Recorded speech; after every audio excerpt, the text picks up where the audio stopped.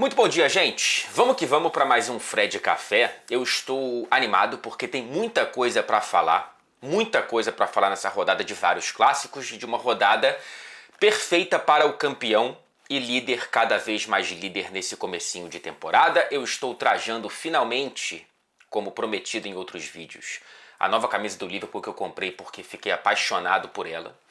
Então, enfim, falaremos evidentemente muito do atual líder e cada vez mais líder, repito, mas não somente, né? E também palpitaremos um pouco sobre... Palpitaremos não, né?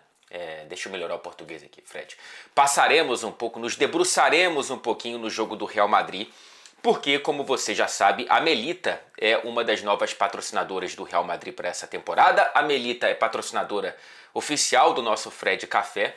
E nesse nosso encontro semanal para debater um pouquinho futebol internacional, passaremos quase que sempre, obrigatoriamente, pelo Real Madrid e o prazer é todo meu. Então falaremos dessa vitória do Real Madrid para cima do Espanhol, lembrando que a Melita desperta você para sentir mais o esporte e você pode aproveitar o nosso cupom de 10% de descontos em todo o site da Melita, combinado? Vamos começar pela Premier League, né? Passarei por todos os destaques que eu julgo necessários e relevantes dessa quinta rodada na Premier League, para depois terminar com Real Madrid e Bola de Ouro, tá? É basicamente essa a ordem que está no meu roteiro e na minha cabeça, se eu lembrar de tudo, sem ter que precisar olhar muito para o roteiro durante o nosso papo. Arsenal 1, Manchester City 1. Um duelo carregado de expectativas, de frustrações, de ressentimentos, de uma rivalidade recente. Mais uma vez, esse jogo termina sem ser um grande jogo de futebol. E mais uma vez termina com duas verdades absolutas e evidentemente contrastantes. De um lado, o City que tanto reclamou do antijogo do Arsenal, aplicando algo muito similar. Um Guardiola piloto de busão da linha 5-4-1. Uma novidade. Porém, algo parecido com um Guardiola mais multifacetado, dos últimos anos. Daqui a pouco eu já coloco a lupa nisso. De outro lado, mais uma vez o Arteta não resiste à tentação de começar um jogo grande com o freio de mão puxado, cara. Quando o cuidado é excessivo, ele se torna falta de coragem.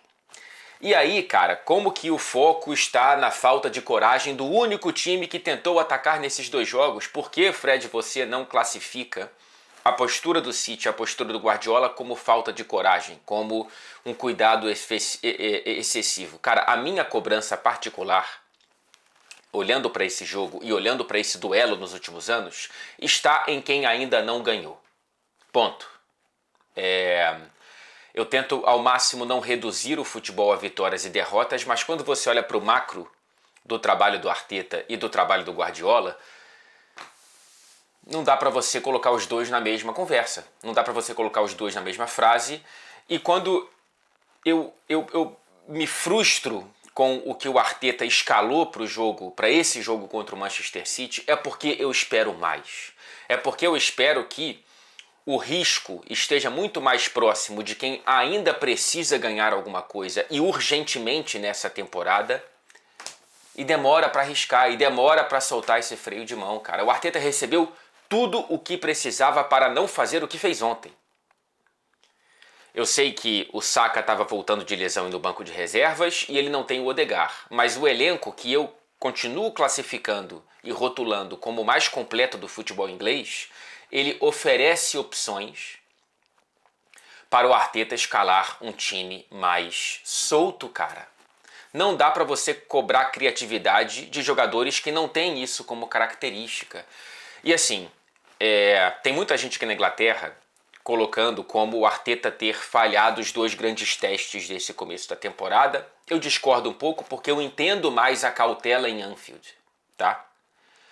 Eu entendo mais a cautela do lado de lá e eu acho que ela nem foi tão excessiva como depois o pessoal classificou.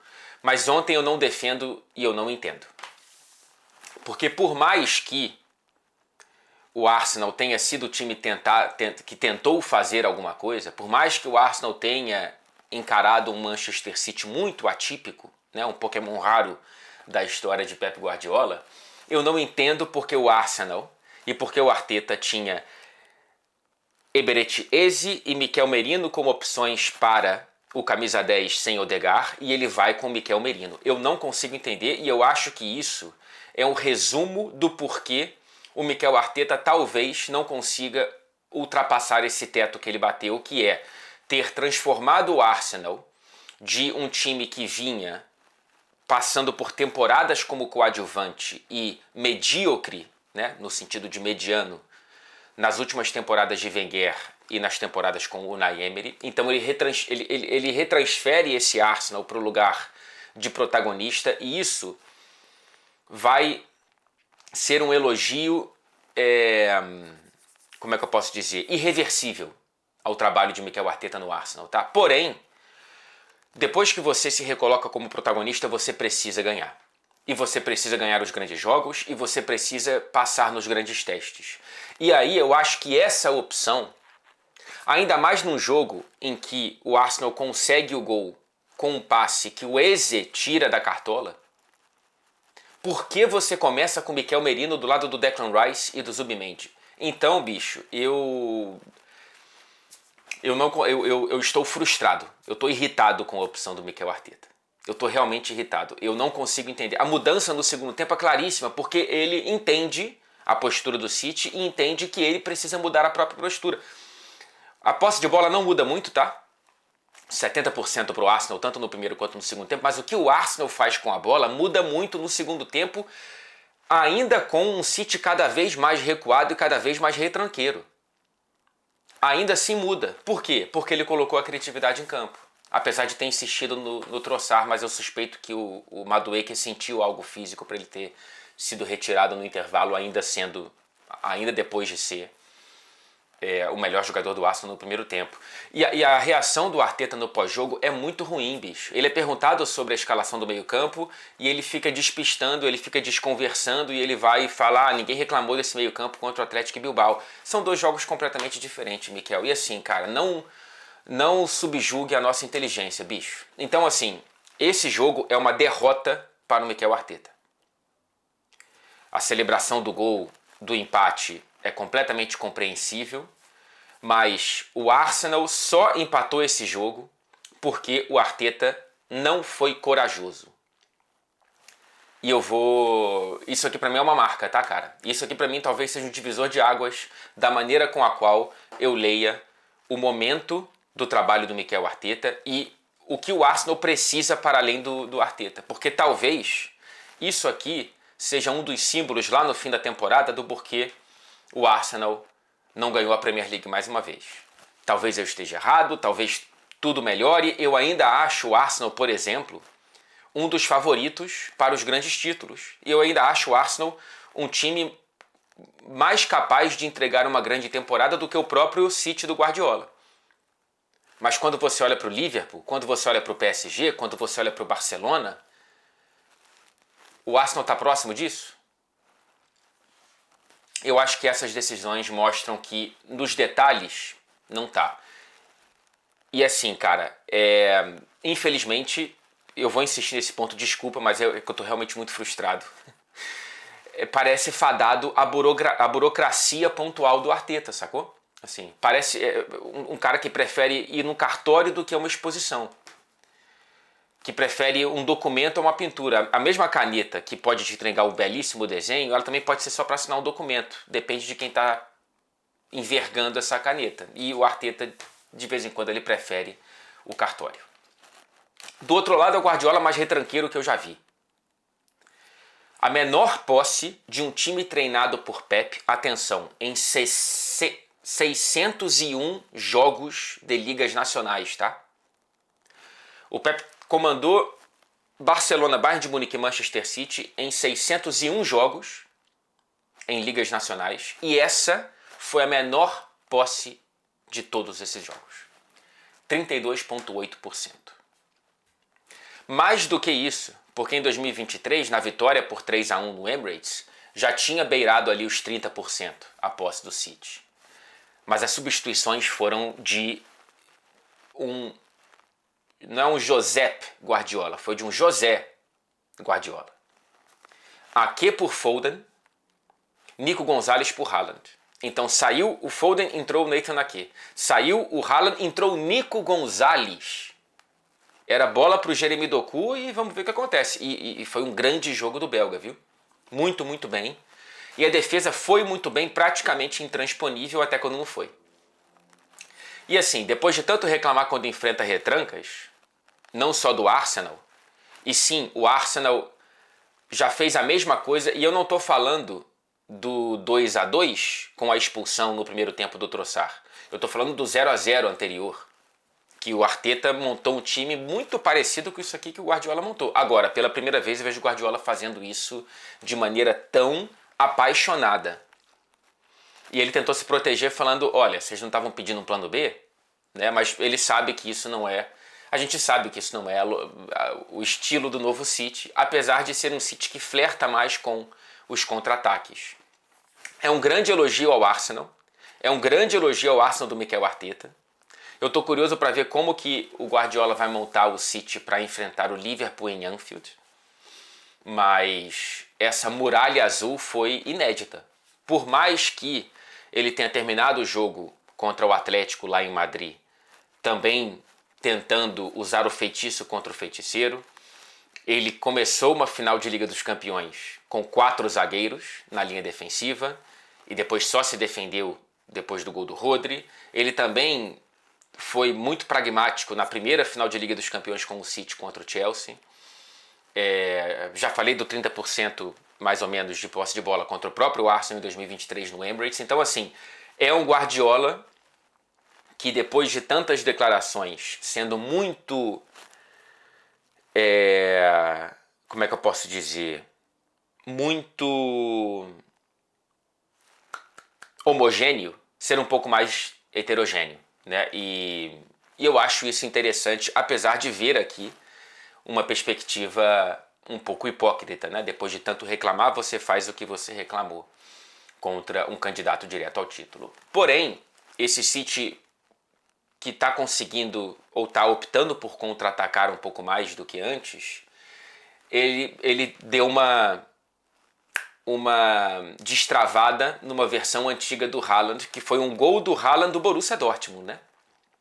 Esse gol que abriu o placar no Emirates Stadium, e quem viu minimamente o Haaland jogar já sabia que seria gol no começo da jogada.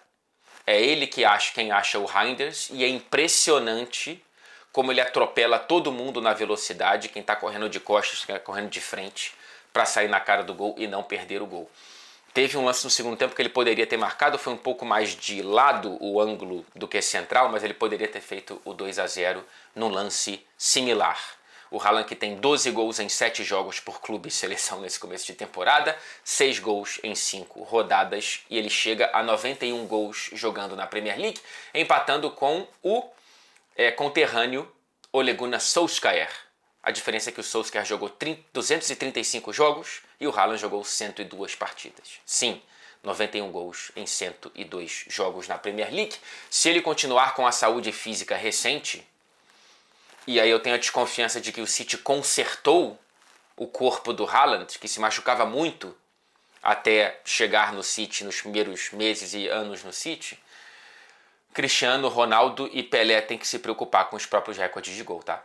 Porque esse garoto ainda, de 25 anos, com saúde física e com longevidade física, ele vai ser um monstro. O monstro que ele já é. E teve o gol do Gabriel Martinelli, que precisava muito viver essa semana que ele viveu, né? Entrou contra o Atlético Bilbao, gol e assistência, e agora entra contra o Manchester City e faz o gol para conseguir tirar pelo menos um pontinho para esse Arsenal. Ele precisava dessa semana em meio de um 2025 ruim. Tomara que esse seja o começo da recuperação do Gabriel Martinelli, até para ele voltar a ser titular nesse Arsenal. E repito que o lançamento do Eze, ele mostra que a criatividade é sim o caminho, mas talvez eu seja o errado por esperar algo que o Arteta não é em momentos assim. E teve falha do Donnarumma, tá?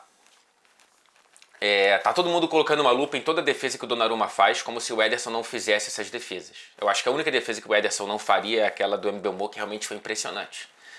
E ele fazia um bom jogo. Acho que o principal ganho com o Donnarumma além de você perceber que ele pode fazer o que ele fez contra o Mbeumo, são as saídas, né? Em escanteios em bola aérea. Ele é muito mais seguro nesse quesito do que era o Ederson, porém falhou nesse gol do Martinelli. Saiu e ficou no meio do caminho, coisa que o goleiro não pode fazer, ainda mais um goleiro do nível de Gianluigi Donnarumma, que começa bem, tá? Com a camisa do Manchester City. Vamos passar para mais um clássico nessa rodada. Em Old Trafford, Manchester United 2, Chelsea 1. Admito que eu esperava uma vitória até simples do Chelsea, tá? Ainda mais depois que eu vi as escalações. Lembrando que o Chelsea não vence o Manchester United em Old Trafford desde 2013. Alex Ferguson ainda estava no banco. Só que em 5 minutos tudo mudou, né? Uma frase para colocar talvez no hall de frases da Band News FM. E aqui, cara, eu vou me permitir ser um disco arranhado. Não dá para ser campeão com Robert Sanchez. Não dá. Não dá. Você não pode ser campeão de pontos corridos com Robert Sanchez no gol. O Chelsea foi campeão com Peter Cech, o Chelsea foi campeão com Courtois, mas ele não será campeão com Robert Sanchez. Pode até ser campeão em Copas, né?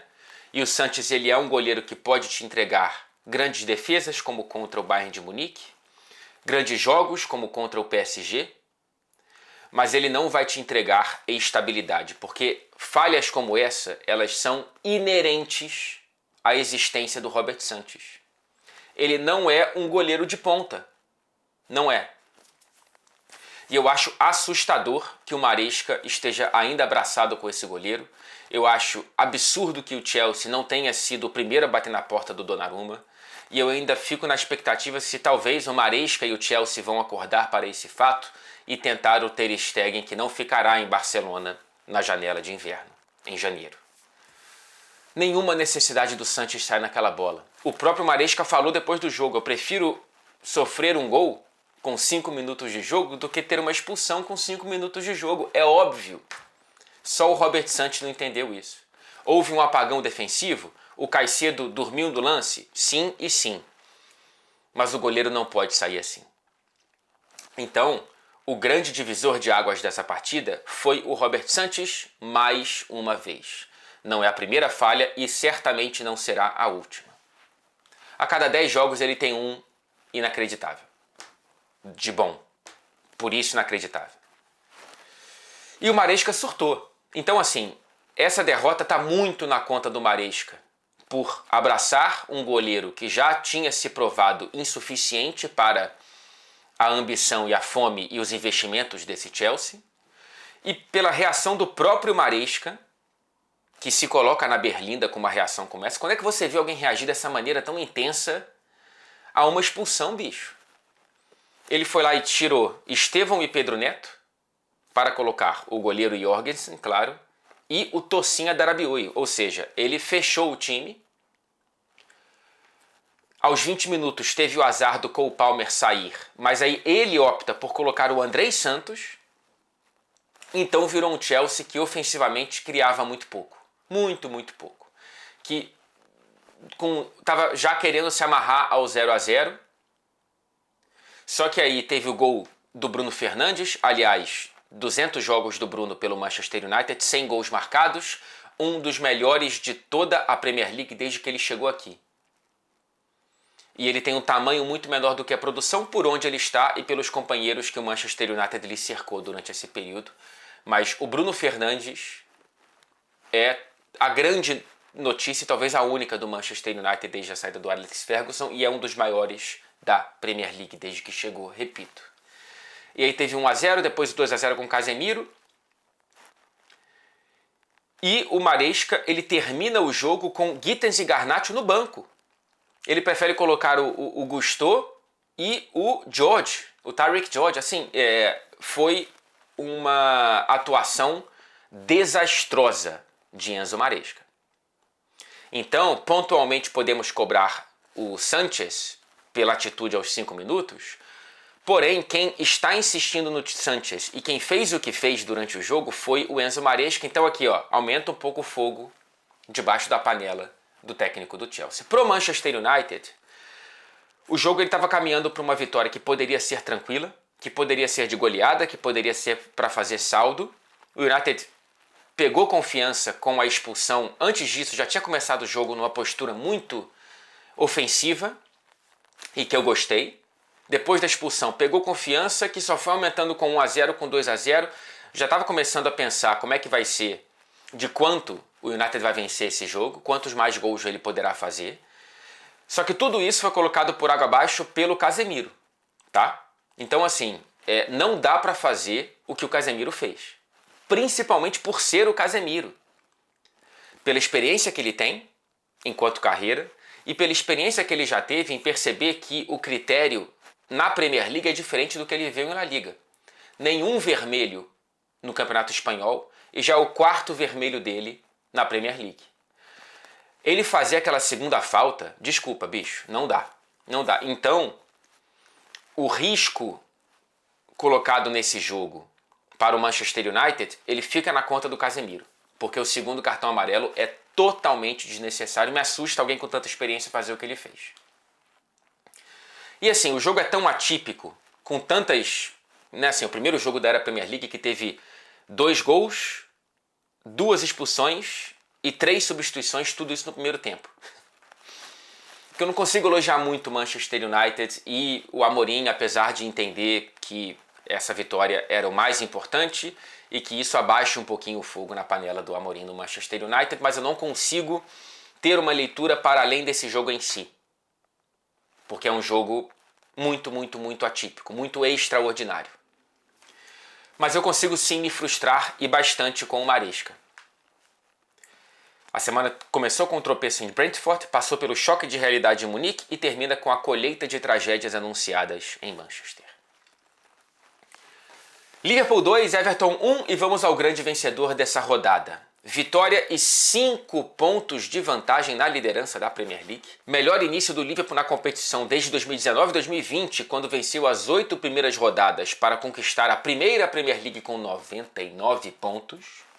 Aliás, na era Premier League, 14 times venceram as 5 primeiras rodadas, que é um número grande, eu não esperava isso. E somente 4 foram campeões, o que é um número pequeno. Chelsea em 2005, 2006, 2009 e 2010, Liverpool em 19 e 20 e Manchester City em 23 e 24. Veremos como será o fim desse Liverpool, que pela primeira vez com Arne Slot vence 5 rodadas seguidas na Premier League. Falando em Slot, temos que falar no resgate do meio-campista Ryan. Um dos melhores da posição desde o início da temporada passada. Gol e assistência, o Gravenberch, que já vinha muito, muito, muito bem desde o início da temporada passada, ele está se tornando um cara ainda mais versado, ainda mais com um repertório ainda maior nesse começo de temporada 25-26 e atenção, tem apenas 23 anos de idade. O Slot fez o Gravenberch ser o que o Klopp não tinha conseguido. E o Slot salva o Gravenberch de um dos maiores pecados, talvez, de Julian Nagelsmann no Bayern de Munique. O Gravenberch não teria o espaço no Bayern de Munique de Kimmich, como teve no Liverpool. Mas está muito na conta do Slot transformar o Gravenberch no que ele é. É o Klopp que puxa ele para ser o 5, mas é o Slot que dá a liberdade para o Gravenberch ser um todo-campista como ele é atualmente. E é um cara muito simpático, eu entrevistei já algumas vezes e mais recentemente depois da vitória contra o Atlético, e é um cara que muito sorridente, muito leve, muito bacana, então assim, fico feliz por pessoas como o Ryan Gravenberch fazendo o que ele faz, e repito, não há conversa sobre melhores volantes ou até meio-campistas nesse momento no futebol que não inclua Gravenberch. O jogo poderia finalmente ser tranquilo para o Liverpool e não foi. Pelo menos dessa vez não precisou de um gol nos acréscimos ou no final do jogo para garantir a vitória. Mais uma vez tivemos faíscas de um Super Liverpool no primeiro tempo. Só que no segundo entregou a bola num plano muito claramente para ser um Liverpool de contra-ataques mortais, só que errou praticamente todos esses contra-ataques e não conseguiu acertar passes na saída de bola, então toda hora devolvia a bola para o Everton. E aí eu fico me perguntando se isso é um sinal de falta de entrosamento ou a falta de calma na proposta de jogo. Será que não era melhor baixar um pouquinho a velocidade e trocar 1 milhão de passes, como gosta de dizer Pep Guardiola? Ou será que, se optar por esse caminho, deixará de ser um Liverpool rock and roll, um Liverpool heavy metal, um Liverpool que com o slot baixou um pouquinho a temperatura, com o Klopp era muito lá e cá, na temporada passada já baixou um pouquinho, e dessa vez está muito lá e cá, por isso que está sofrendo tantos gols, por isso que está sofrendo tanto defensivamente. Não sei se é a falta de entrosamento ou se talvez o Liverpool precise voltar a ser um pouquinho a versão da temporada passada. Porém, também há muitos méritos para o bom Everton reconstruído por David Moyes, tá? Fez um bom jogo o Everton, incomodou bem o Liverpool e, diferentemente de ser um Everton do antijogo, do Everton 100% defensivo, tentando entrar na cabeça dos jogadores do Liverpool, apesar de sempre ter um pouquinho disso, e tem que ter pela rivalidade, pela história e tudo mais, é um Everton que jogou bem futebol e que, aliás, terminou reclamando da falta de acréscimos, né? Porque, claro, queria mais acréscimos para tentar fazer o gol do que seria um empate. Um ano atrás, bicho, o Everton era lanterna, com 0 ponto, com o pior início no inglês desde 1958, com o Shandite. O Moyes chegou, salvou e reconstruiu, e esse Everton tem mais repertório. Esse Everton é mais interessante. Mais um bom jogo do Grealish, que serviu o Conor Bradley com farofa, né? Assim, jogo ruim do Conor Bradley. Eu gosto muito do Ndiaye, mais uma vez muito bem, mesmo tendo que trocar de lado para o encaixe do Grealish. E eu gosto da chegada do Dewsbury Hall também, um outro bom reforço dessa janela do Everton. Só falta ter um centroavante competente, né? Assim, eu tenho dúvidas se o Barry, ou o Barry, né, o francês que veio do Campeonato Espanhol, do Villarreal, se não me engano, se ele poderá entregar algo diferente do que o Beto já não entregou. Eu sei que o Beto foi o cara que fez o gol do empate contra o Liverpool na temporada passada, mas eu acho o português um centroavante insuficiente para o nível que o Everton quer. Vamos ver se o Barry, ele vai ser esse cara. Não entrou muito bem no jogo, mas é um time bom, cara. É um time bom esse time do Everton. O Liverpool começou com o Wirtz no banco, Isaac no banco, 4 mudanças, né? O Kerkez voltou para a esquerda, o Bradley foi titular na direita, o Kerkez foi muito bem, o Bradley foi muito mal, e o Szoboszlai voltou para o meio campo com o Wirtz e o Isaac indo para o banco e entrando o McAllister e o Ekitike no time titular. Esse meio campo, ele me parece o ideal para o momento, e o Arne Slot acho que está começando a entender isso. Pelo entrosamento, né? Gravenberch, McAllister e Szoboszlai. É o meio campo ideal para o momento, cara. O Frimpong pegando mais ritmo de jogo é o Frimpong na lateral direita, e aí você pode talvez colocar o McAllister no banco para recuar o Szoboszlai e o Wirtz no centro. Ou você pode manter esse meio campo coexistindo com o Wirtz titular se o Gakpo for para o banco, e o Gakpo não está numa boa fase. Não foi uma boa semana para o Gakpo, tá? E eu entendo o que aconteceu no segundo tempo, que é o Wirtz na esquerda, com esse meio campo. E eu gostaria de ver um pouco mais isso, tá? Quer dizer, acho que não aconteceu, porque quando o Wirtz entrou o Curtis Jones também, né? No lugar do McAllister. Então, eu gostaria de ver esse Liverpool nesse momento com o Wirtz na esquerda e essa configuração de meio campo, e o Frimpong de volta ali para a ponta e o Isaac titular. O Ekitike está muito bem. Além do gol, tá? Foi uma partida muito, muito boa. Aliás, o próprio Wirtz ele ainda não encaixou a ponto de não poder sair do time. Então eu entendo quem ainda não cobre o Wirtz titular. E quem talvez queira ver o Wirtz entrando aos poucos nesse time, em vez de ter uma insistência dele ali como titular. Mas eu não sei se é só por conta da mudança de ritmo da Bundesliga, porque olha o que o Ekitike está fazendo, né? São jogadores diferentes, de posições diferentes, eu acho que isso é uma mudança muito grande, né? Você vir como centroavante da Bundesliga é muito diferente do que você vir como meio-campista da Bundesliga. Mas ainda assim, o começo do Ekitike é muito contrastante com o começo do Wirtz. A diferença é que, para o Ekitike ser titular, ou o Wirtz ou 2 dos 3 tem que ser reservas, né? Entre Wirtz, Gakpo e Isaac. E aí eu acho que pode ficar difícil para Ekitike, apesar desse ótimo começo.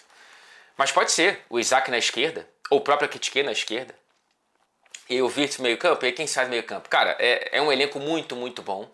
Eu não acho tão completo como o do Arsenal, porque o cobertor é um pouco curto na defesa, ainda que as laterais estejam muito bem cobertas.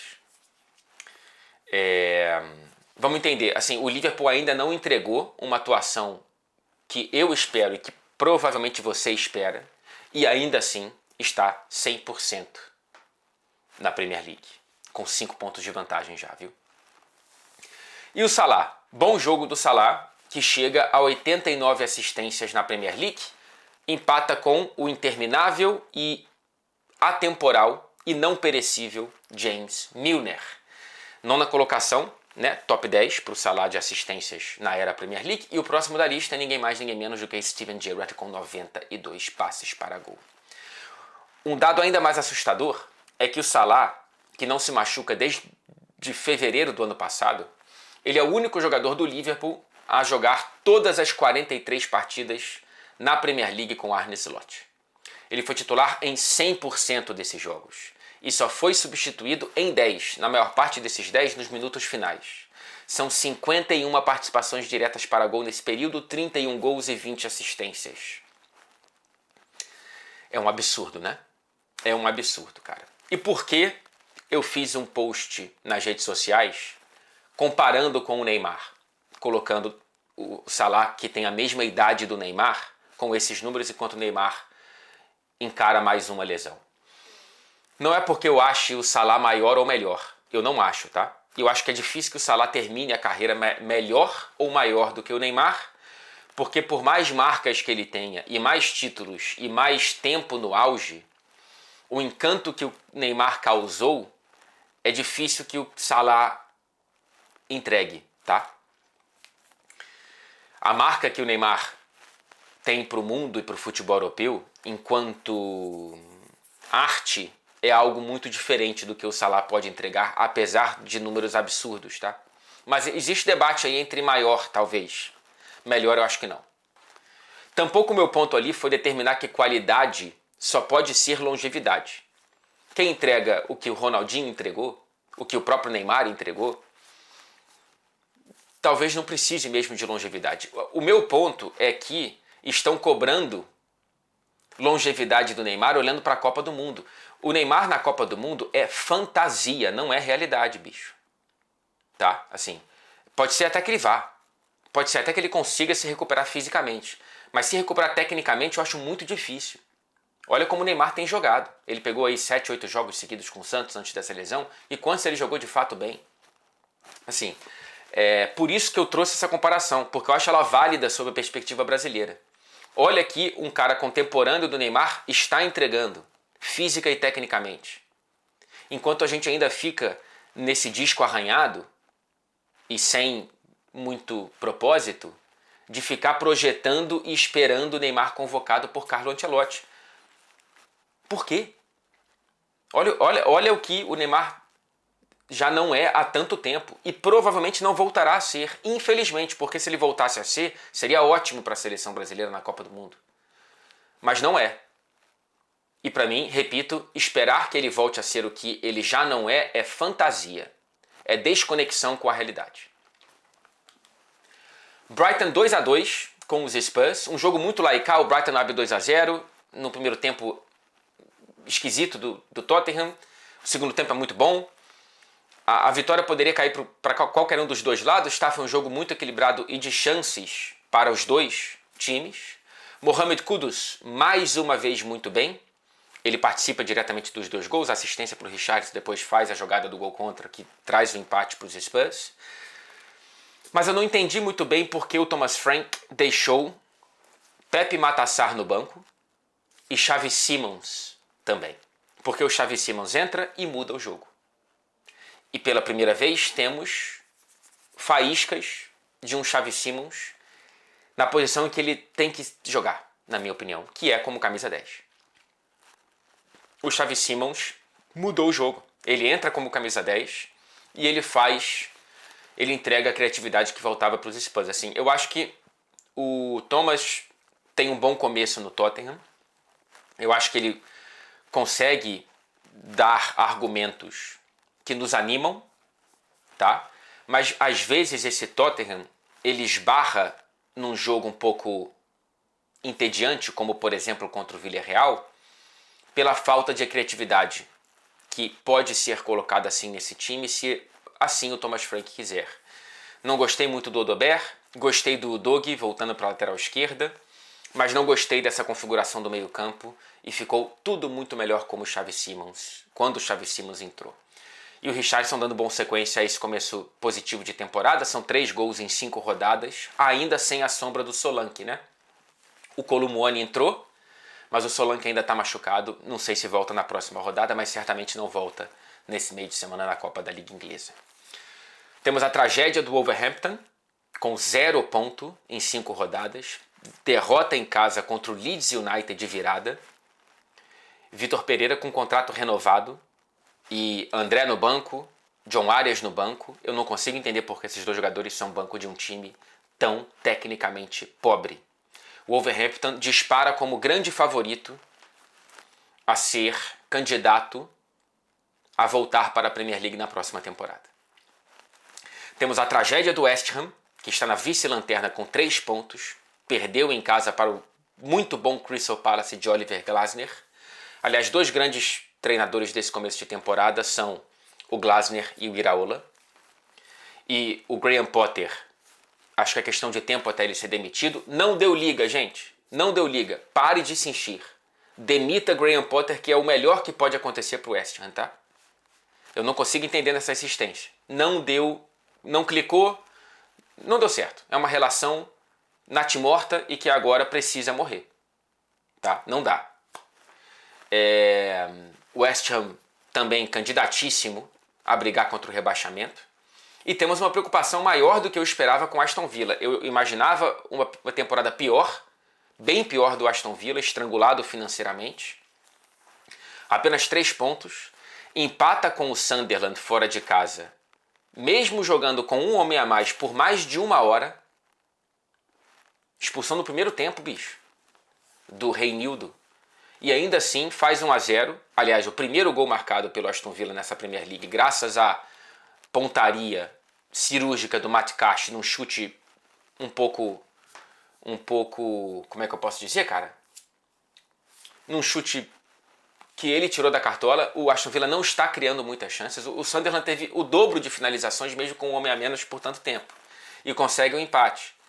O Unai Emery chamou o time de preguiçoso nessa partida. Assim, tá esquisito, tá?